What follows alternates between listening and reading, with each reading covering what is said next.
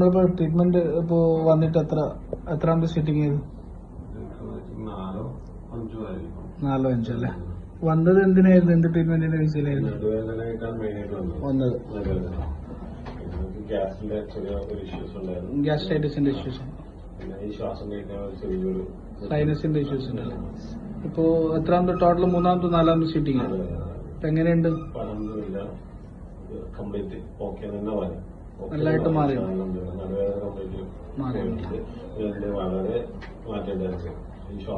ശ്വാസത്തിന്റെ അല്ലേ? സൈനസിന്റെ ഇഷ്യൂസ് ആണ്.